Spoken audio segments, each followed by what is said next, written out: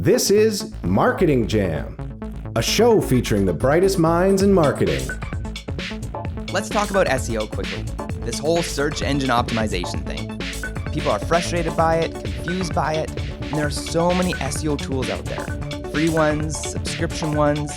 Which one's the best? Do you ever feel like it's been this dark art, this mystic craft hidden for only certain people to understand? Well, here at Jelly, it all became clear when we started using Ahrefs. The reports we got, the clarity on site ranking, and so much more. Today, for all our clients, we provide Ahrefs reporting and use the tool to audit sites. It's the premier SEO tool that gives you the confidence you're providing top-notch reports and data to your clients. Let the only confusing thing be how the tool's name is said. Check them out at ahrefs.com.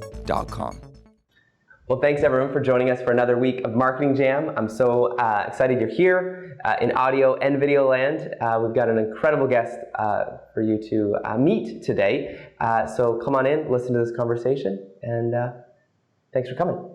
Terry, thank you for being on the show. Well, thanks for having me. So, Terry, I feel like there's so many places we can go, but why don't we start with your journey? You have such a fascinating kind of experience in the world of advertising. You have been and lived through the Mad Men days. You've seen the onslaught of radio, and now even kind of your world into podcasts. Kind of maybe give your origin story of kind of where you went from there to here. Okay, I'm not that old, by the way. I didn't live through the Mad Men days, which were the 60s in my business. But I had a funny kind of a thing happen very early in life, which I wonder if it had a big effect on me, and it's so hard to know. But when I was 4 years old, I was on Romper Room, which was a children's television show back in 1963. And after one of those shows, a director walked up to my mother and said, "Could we use Terry in a commercial we're shooting in the next studio?" So my mother said, "Sure." So they walked me over, and it was a little local commercial for a local bakery. And they told me just to stand there and eat a sandwich while the announcer, extolled the virtues of this bakery. And I apparently ad-libbed a line, which is kind of funny. In the middle of the commercial, I looked up and said, "Do I have to eat the crust?" Which is such a kid thing to say, right? Yes. And director laughed his head off and left it in the commercial. And that commercial, so I was raised in Sudbury, Ontario. That commercial aired there for probably, I would say 4 or 5 years, maybe, a long time. So wow. I had that weird sensation of being 4 when it hit the air and being like 9 watching myself as a 4-year-old on TV in a commercial. So anyway, wow. there's that history. So very quickly, we were very fortunate in high school in Sudbury. We had a film and television course for 5 years of high school. We had full studio, all the equipment. I took that course and really got excited about broadcasting. Then went to Ryerson in Toronto for radio and television arts in 1978. Didn't want to do radio. Very funny. I was interested in television and film. When I realized I had to spend my first year studying radio, I was really put off. I thought that was a big waste of time because I had no interest in the medium. And wouldn't you know, I kind of fall in love with it, the serendipity of life. And then after Ryerson, it was the recession in 1981, so it was very hard to find a job. So I applied to many advertising agencies, over 60 of them. They all turned me down because it was a recession and because I had no experience. Yeah. And then I ended up at a radio station. A little radio station in Burlington, Ontario hired me as their copywriter. And I really fell in love with radio at that radio station. I was the only writer. We had 150 ongoing retail clients. It was baptism by fire. I had to write, between 10 and 20 scripts a day and produce all. I didn't know what I was doing. I learned fast. And then after that, I really wanted to get into big time advertising agencies. That was always my dream, to be a copywriter in a big Toronto advertising agency. That eventually happened a couple of years later. I got hired, did a lot of really wonderful work at 2 or 3 of the most creative advertising agencies in Canada at that time, Doyle Dane Bernbach, Shia Day. And then I opened up my own company with a partner in 1990, which was Pirate Radio. Even though I'd worked in all the mediums, radio, that thing I never wanted to do, was this thing that came really easy to me, and I really enjoyed it and loved it. And I created the company I could not find, in that whenever a writer in an agency has to produce a television commercial or a radio campaign, you hire a production company. Yeah. And I found that most production companies were not that good at what they did. I always ended up fighting with the director. They wanted to always change my script instead of just plussing my script. And I was always trying to save my script from the director. So I created a company that directed commercials from a writer's point of view, because I could not find that company. I couldn't find it in Toronto. I couldn't find it in Vancouver. I couldn't find it in Detroit, and New York, Los Angeles, Chicago. I worked in all those cities with production companies, and that was the genesis of Pirate Radio. And we were very busy, very successful right out of the gates, because I think a lot of writers felt the same way I did. We eventually became Pirate Radio and Television because we were doing as much television as radio at that time. And so that company began in 1990. And I directed about 500 commercials a year personally. So over my career, I think I've done the math. I think I directed something like 13,500 commercials until I hung up my directing hat in 2012. And in 2005, Darian, just to give you a quick little beat there, please. We pitched, Mike Tennant and myself, we pitched CBC on the crazy idea of creating a radio series on how advertising really works. You know, just to explain the industry to people, because we were active admin, we were in the trenches, we had access and experience. And I said to CBC, most people think advertising is annoying, when in fact, fascinating business, because it's the study of human nature. Yes. So CBC took that show, much to our surprise and shock. And that was 2005, and we have been on the air. We just finished our 15th season. Wow. So you are in a nutshell. Wow. So I was driving in my car, and it was a Saturday, listening to the CBC, and your show comes on. This was my first kind of introduction to your world, and you did a show on radio around the world, and you told about this example of, I'm talking about, they're trying to get refugees to come home. Like it was guerrilla, I think it was guerrilla warfare. They were in the jungle, and they somehow did a radio commercial, or ran a radio campaign in this kind of pirate radio station. And then when people were going down their rafts, I don't know if you remember this story, they were hearing this story about coming home for the holidays, and it inspired them to come home. And it was this really powerful story of how radio changed the world. It changed this kind of area.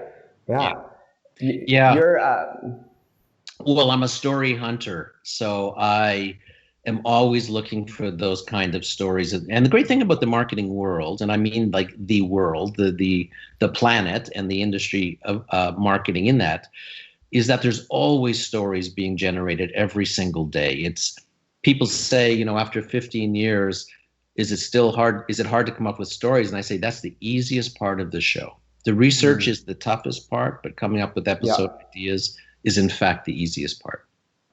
Yeah, the amount of production that goes into your shows, the amount of research, you can tell. Like it's a labor of love, and you can tell the work that goes into those.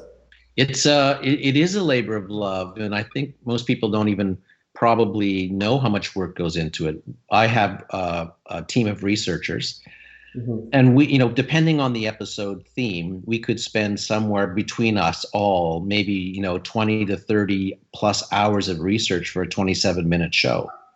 I'll get back 100 pages of research from my researchers. It takes me 2 or 3 days to go through it, to try and formulate the show in my mind. It takes another 2 days to write the show, maybe 2.5 days. And then it's 12 hours in the studio to put our show together, because there's a lot of elements, right? There's the narration, of course. There's music, there's sound effects, there's clips, there's commercials. I sometimes bring actors in to do funny little bits. So it's a 12-hour day to record and mix a 27-minute show every week. Wow. Now, do you have a favorite show over 15 years? Can you think of one that kind of stands out in your mind? Boy, there's a good question.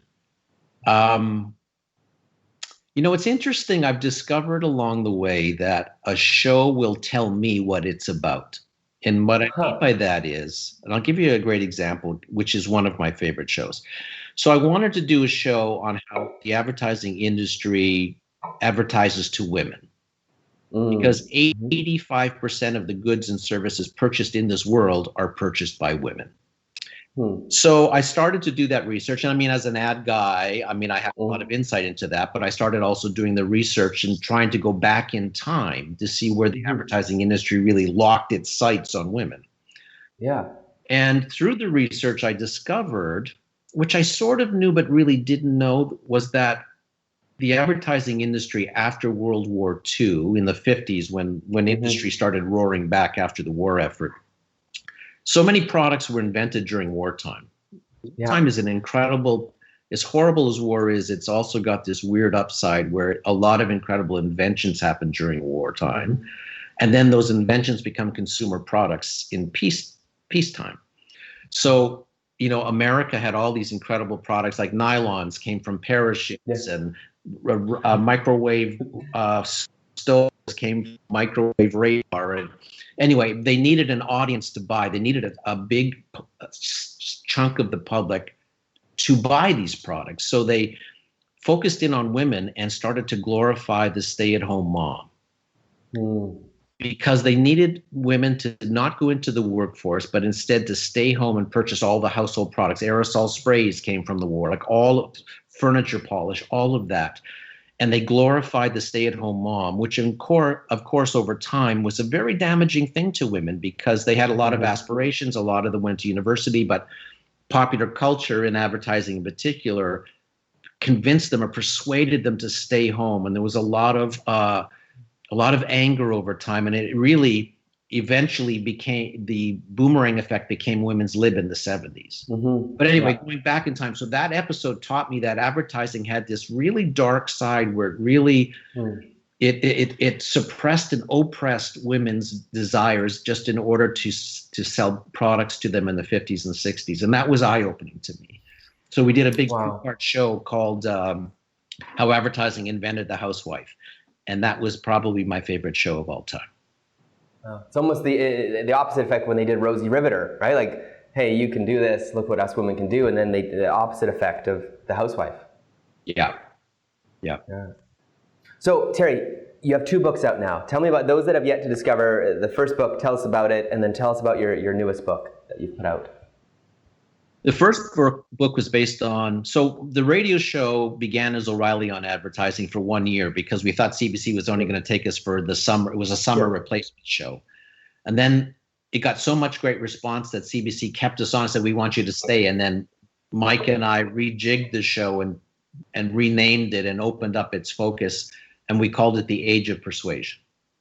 So the first book was based on that series. In other words, that book is an interesting walk through the world of marketing. How did it start? How did some of the strategies and techniques in advertising develop? Where were they first used? And how are they used today? So it really was a walk through the history of advertising.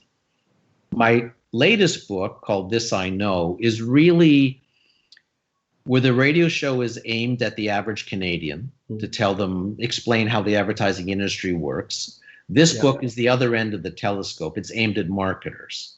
So I've taken a career's worth of insights and all the insights I gleaned from doing the show and all the research and put them into one book for marketers, especially small to medium marketers who don't have a big advertising agency on speed dial. So this book was written to help them understand how marketing works, how to develop a strategy, how to be bold in the marketplace, how to position yourself against the competition. It's a how-to book for marketers. Have you seen any like education outlets starting to adopt it, or kind of places that are using it to educate? Yeah, we get a lot of emails from teachers around the country that really use the show in their classrooms, which I love. And yeah, and then we also are told often that our book is sometimes part of a curriculum at schools, and it's definitely in the school library. So there's that side of it too, that it's educating, would-be marketers, young marketers, or just a media literacy course, more or less, I guess. Yeah. I find, being someone who has an agency, we're 7 years in, mostly focusing on digital, is there's all these podcasts and all this information about kind of the new ways of marketing and kind of like the new, shiny object that's just been out, right? And will it stay even, right? You look at Vine and now even TikTok. I find that every time I listen to your show, it's so grounding, and it's been amazing as far as learning about the history, because I feel like the stuff you teach and the stuff you present is evergreen. It's the foundation of where advertising came from. It affects everything that we do. And even you've touched on influencer marketing, which is, again, one of my favorite episodes that you've done. Well, that's what our show changed in around 2011. My producing partner, Mike, left the show to pursue other things. So I was at this crossroads where I had to figure out what I was going to do with the show. So that's when it became Under the Influence at that point. And I also thought it was a good time to kind of refocus the show, because when we started Age of Persuasion, there was no smartphones, no Facebook, no YouTube. I mean, so much had emerged. Yeah. So influence became it is now the world of influence rather than the world of hard persuasion. It's really become and evolved into a very different marketing world. So that was the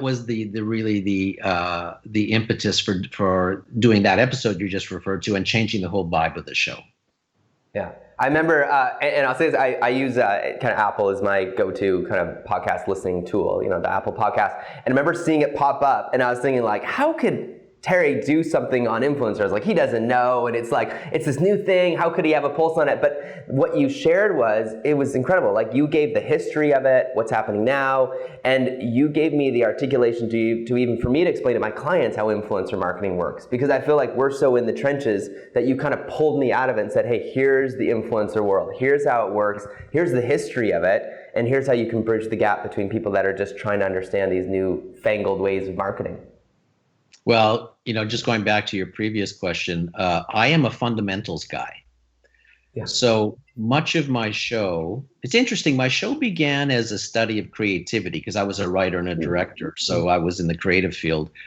It slowly began to morph into a show on strategy. And if you listen to my show, it really is a study of advertising strategy. I always loved strategy as a writer, never got many good strategies to work from. There's very few great strategists in the marketing world. Whenever I talk to colleges of young marketers, I always ask for a show of hands. How many people are going to pursue creativity? How many people are going to pursue strategy? And I'm always trying to get them to pursue strategy because it's the one big gaping hole in our business. But I'm a fundamentals guy. I love strategy. And I love to know how strategy started. Because if you can go back in time and figure out, maybe in 1951, this is how the torture test started in marketing, the famed when you're going to torture a product to show how durable it is. So if you can understand how it started, why it started, and the impact it had, you can use that in a much more smart way now than just jumping on board and trying to figure it out. If you know the DNA, the carbon dating of an idea, you will be a much smarter marketer on how you use that idea in 2020. And the show, kind of going into podcasts, and do you do them all in your Airstream? Like, do you produce them all in there? Okay, you actually have a physical Airstream that you do them in. Yes, that's right. We have a 1969 vintage Airstream, which I found, then had restored, and then had a radio studio built inside. So really, that Airstream is like a recording booth. It's a soundproof recording booth, really beautiful inside. And then I send the show to my engineer, Keith Oman, in Toronto, and he mixes it at his studio and then sends it back to me, and we coordinate that way. So I don't have a mixing board in the Airstream. It is purely a beautiful recording booth. I want to talk about explaining leads to clients. CallRail gives you the call tracking you need to measure the success of your marketing efforts in real time. Discover how many calls you received from your Google ads, organic searches, social media efforts, and so much more. And hey, that's not the only reason we use CallRail. CallRail seamlessly integrates all of our call and conversion data with over 700 marketing tools and platforms, including Google Analytics and Salesforce, for a deeper insight into what's happening. Start telling the complete story to your clients. Try a free trial today with callrail.com. Hey, one other part of your life is speaking, and living in a time where there's not as many events, not as many kind of keynotes. How have you shifted, or what have you kind of done to kind of fill that part of your life that you were so good at and so enjoyed? So speaking at conferences and speaking to companies about marketing is a big part of my life, and you're right, that has more or less evaporated in the pandemic. But I see now, and I've done 3 of them, and I have a number of them coming up in October where we're doing virtual keynotes. So it's like this. The strange thing in Darian is that, of course, you have to give an impassioned talk to your computer, and you're not seeing anybody. You're not seeing 300 people in the audience, and you're not hearing laughter, or you're not hearing reaction, or you're not hearing clapping when you make a point that everybody like all of that feedback that a speaker, like, so when I say something funny in my talk, I leave a little gap, assuming that that there's laughter.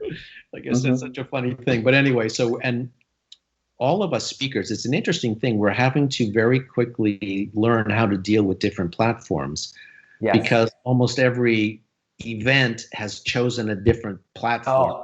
It's so many, and they're all different. So, and if you've got a lot of slides, which I do, you know, it's not easy, and you don't get much rehearsal time. It's not like in the old days, back a year ago, when I would go in, do my tech check an hour before I hit the stage with the bugs. It's not the same anymore. So it's a little frightening right now. Yeah. We have a good common friend, Mike Morrison, out of Calgary, Love Mike. Yeah. I attended his latest event that he did virtually, but what I love so much about it, they sent me a box in the mail a week in advance, and during the event, there was envelopes to open throughout the experience. So it felt like there was a physical element to this very kind of two-dimensional virtual experience. It was wonderful. Now, you spoke at it, and oh yeah, I was gonna say, you're speaking at this event. What has some of your experiences been with some of the success when someone can do a virtual event well? What are some of the things that you've been seeing that? Well, I spoke at one of Mike's events this year, and I think that may have been the first virtual keynote talk I have done was with Mike. Okay. And I love Mike. I love his events. I love his enthusiasm, everything about it, and everything you just mentioned, how he does make it tactile, even though it's virtual. It's hard to say. I mean, I get a lot of great feedback from people doing virtual talks. I give it the same bravado that if I was standing on the stage. So and then we get to do a little Q&A with the audience. That's really the only time in that aspect I actually get to feel the presence of an audience. Nice. So and that's always fun and good. So all I can say is I think conference organizers are starting to feel a little braver about possibly doing virtual keynotes, because it's not just the hour that I'm speaking. They have to determine whether people are willing to sit in front of their computer for 6 hours, because those events are usually day-long events, right? Yeah. So everybody has to reacclimatize to this new world. Yeah. And for you too, you've seen TV, you've seen radio, and now podcasts. Why do you think podcasts are so popular? Why do you see this huge trend spike these days? It's a funny thing. My company, Pirate, was a sound company. We created sound. When the internet arrived and when websites arrived, nobody wanted sound.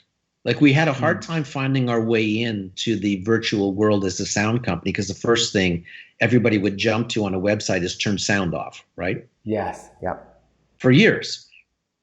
And then, MySpace, remember MySpace would autoplay, if you ever remember those? Yeah, you're just trying to turn it off because nobody wants to hear anything on the website, right?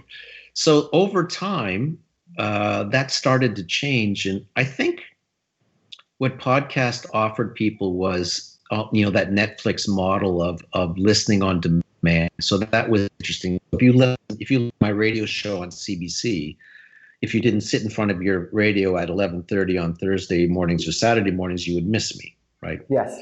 And then you could miss me 4 times in a row, and then I'm gone from your appointment list. So podcasting allowed people to, not miss their favorite radio shows. And then once they got in the swing of podcast listening and downloading, then they discovered there was a lot of other great podcasts to listen to. And I think podcasts offer what radio does, which is a really great one-on-one experience.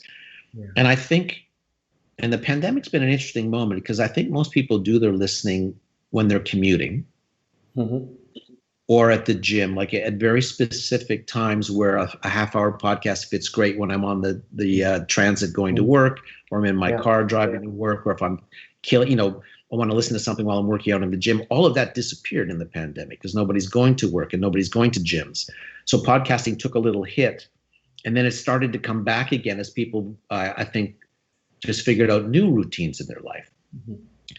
So I think it's the appointment nature of it that you can listen when you're ready to listen, that there is so many great, there's a million podcasts on iTunes, which is a whole other subject we can talk about. I mean, just getting discovered is a Herculean task. To get into the top 200 podcasts takes enormous chutzpah. Part of our apostrophe podcast company is that we know how to market podcasts because we're marketers first and foremost, right? So and the amount, like for example, I just listened to a great podcast, Darian, that I loved called The Score, the Bank Robber Diaries. And this is a 14-part podcast about a bank robber in California who's alive. He's probably only in his 40s or maybe early 50s. He robbed something like 30 or 40 banks in California before he got caught. So they do the whole show about talking to him about his life and how he robbed banks, and he walks you through how he walked into banks and how he sized up banks. And then they interview the people he robbed, like the bank tellers and the managers. Wow. But the production quality, Darian, of that show is extraordinary. It's original music, which very few podcasts can afford. Their use of sound and pauses. It's just a really great lesson in what a podcast can be. A great listen. Sonically great, not just content great, but sonically great.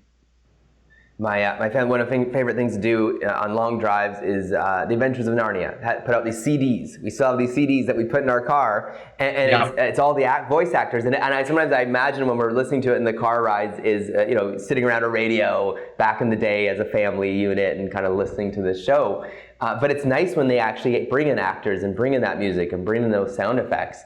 Where I feel like so many shows come out these days that are just like quickly made, mass produced, and again, not discovered. So what I know you can't give away your trade secrets, but like, what do you think is one way that podcasts do get discovered on the show, and ways that you're seeing your new shows that will get discovered?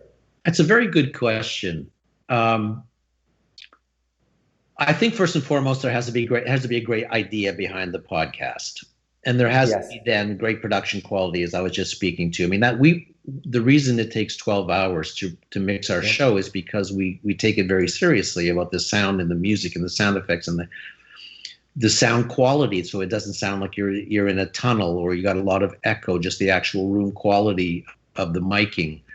Then out in the wild, out in the Serengeti that is the podcast world, you have to market your show. You have to, as you were saying, you see our teasers, you have to, use social media. Each social channel has a different structure and architecture. So you have to create different. We try not to use the same creative across Twitter and Facebook and Instagram. We try so that you can discover us in 3 different or 4 different channels and all the creative is fresh.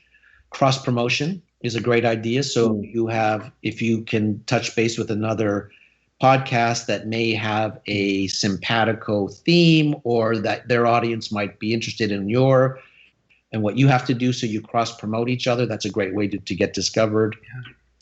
Your platform can help you. We're with Acast, and Acast really helps promote our show, especially in the US. Nice.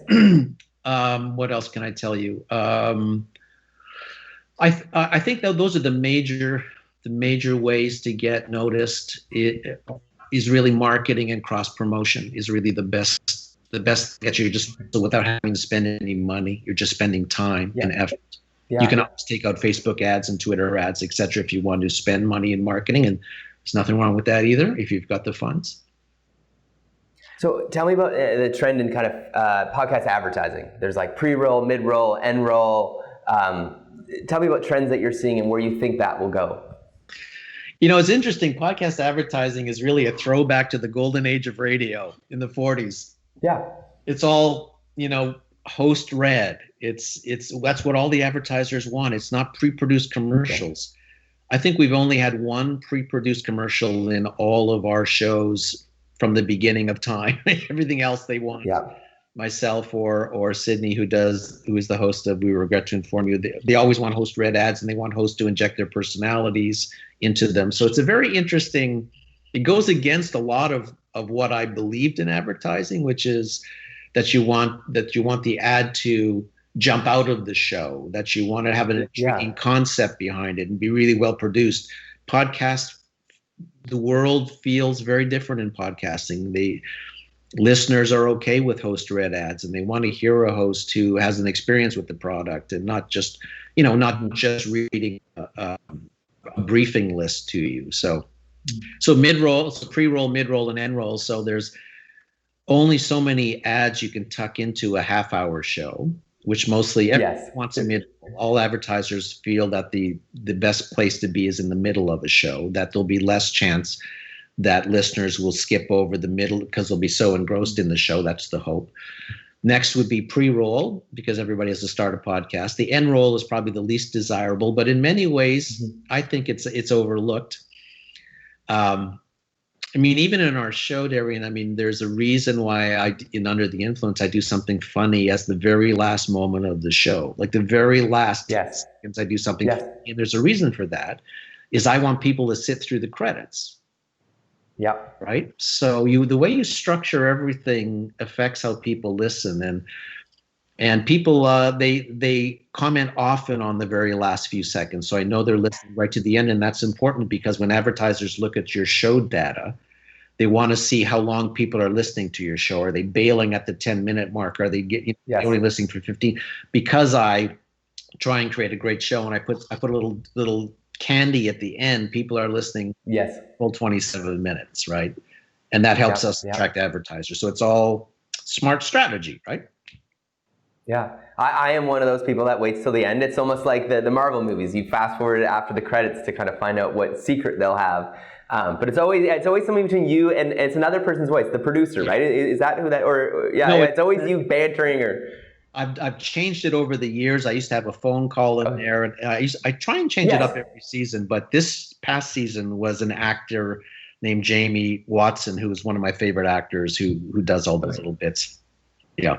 Oh, they're very hilarious, very hilarious. How about you, phone-wise? Do you have some apps that you can't live without? Kind of go-to apps, or where do you go listening to your podcast? Do you have kind of a favorite podcast listening app? I use Acast. That's the platform our apps are on. And Acast has a beautiful podcast app, really wonderful. Okay. And for us podcasters, has a great dashboard that gives us really beautifully laid out information on who's listening, where, etc. Which we all, because feedback is the breakfast of champions, right? So we love feedback. So Acast app I use a lot.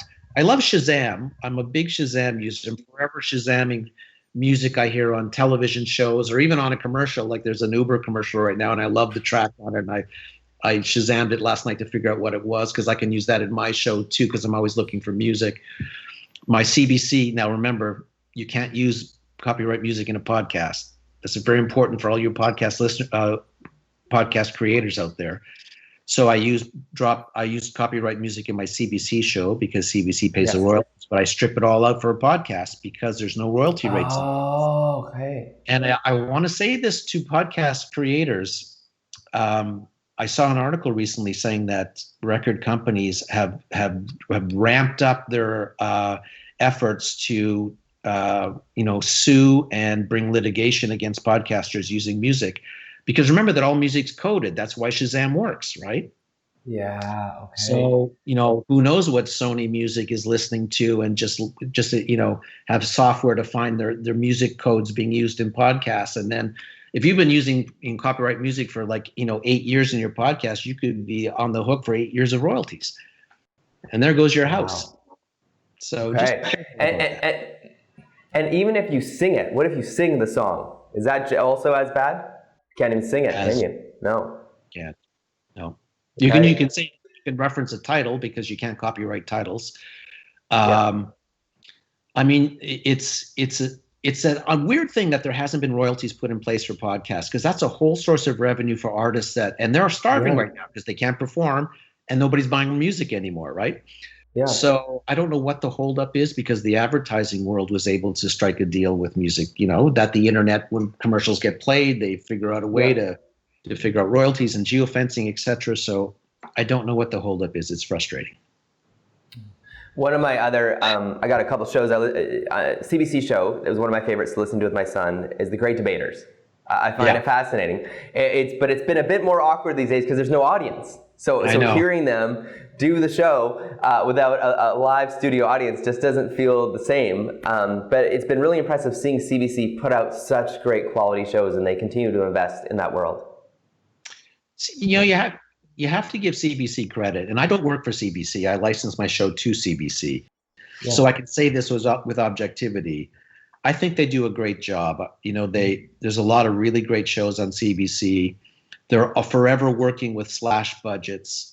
Yeah. Both parties, the conservatives and the liberals, both slash CBC budgets. So I mean, when someone throws a rock at the CBC saying it's liberal or that is, it's been slashed by both parties over the years. And I'll say this about the wonderful folks at CBC. They leave me alone every year.